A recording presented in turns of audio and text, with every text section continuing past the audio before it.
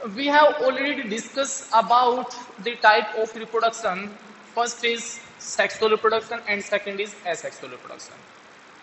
और sexual reproduction में हमने डिस्कस किया था कि the reproduction in which there is requirement of both male as female mean both are equally responsible to produce their next generation. ठीक है.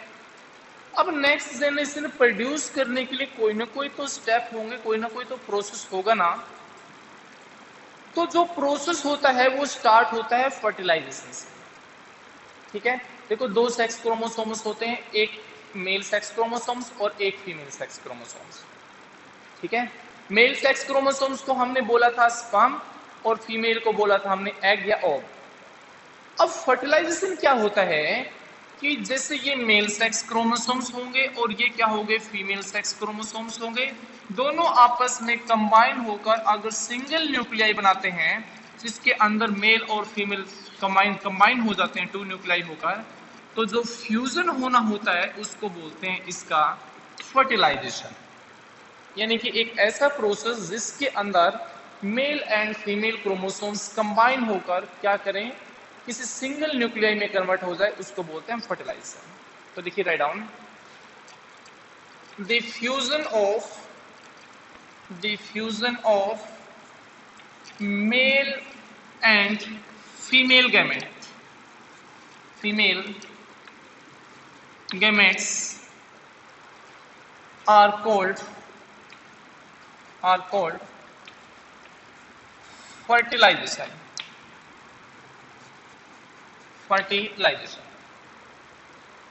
उसको क्या बोलते हैं हम, फर्टिलाइजेशन बोलते हैं. और फर्टिलाइजेशन जो होती है मैंने तुमको बताया था ये क्या होता है, बिल्कुल इनिशियल स्टेज होती है. ठीक है. क्योंकि इसके बाद में ही सारा का सारा फॉर्मेशन होता है, इससे पहले कुछ भी नहीं हो सकता. तो लिखिएगा it is the initial stage, it is the initial stage to produce young ones. कोई भी अगर नेक्स्ट जनरेशन प्रोड्यूस करनी होती है किसी भी ऑर्गेनिज्म को, तो स्टार्टिंग जो इनिशियल स्टेज होती है that is fertilization. It mean combination of male and female gametes. अगर मैं फर्टिलाइजेशन को सही तरीके से देखूं तो फर्टिलाइजेशन जो होता है दो तरह का होता है बेटा. मेन टाइप ऑफ फर्टिलाइजेशन, और दोनों के दोनों क्या होते हैं, on the basis of their location होते हैं. फर्टिलाइजेशन जो होते हैं ना कितने टाइप्स के होते हैं, टू टाइप्स के होते हैं. सबसे पहले होता है number one internal fertilization. Internal fertilization. ठीक है. इंटरनल फर्टिलाइजेशन क्या होता है, देखो लोकेशन मैंने बताया है, maybe the egg fertilize inside the body और maybe outside the body.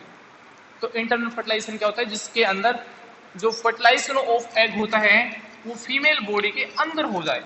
जैसे ह्यूमन है, कैट है, इन सभी के अंदर जो फर्टिलाइजेशन ऑफ एग होता है वो ह्यूमन बॉडी के अंदर होता है. और क्या करती है, जो मदर है वो क्या करती है, यंग वंस को बर्थ देती है. तो the fertilization in which fusion of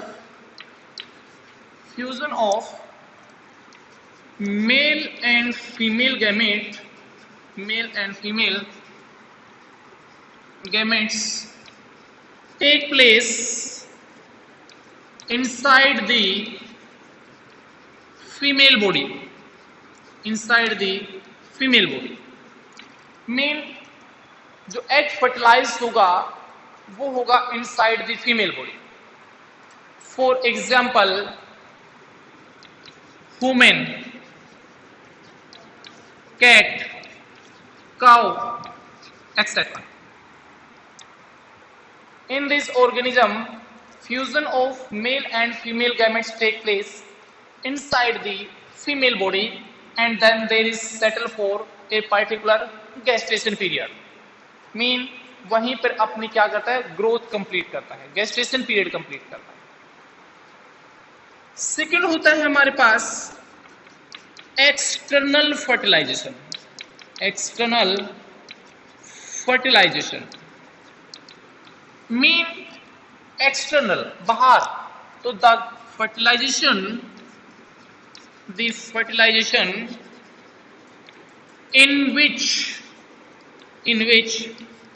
fusion of male and female gametes